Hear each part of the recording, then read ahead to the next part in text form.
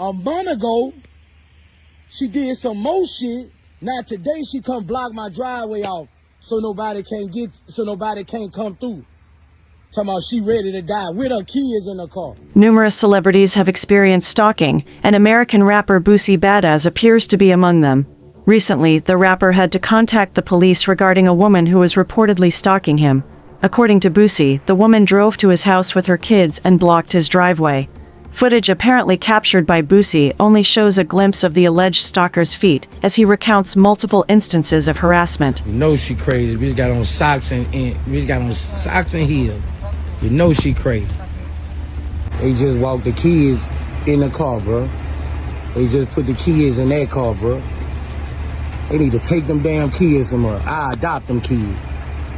Other day she pulled up, jumped out with 2 BB guns, talking about she finna spray the house.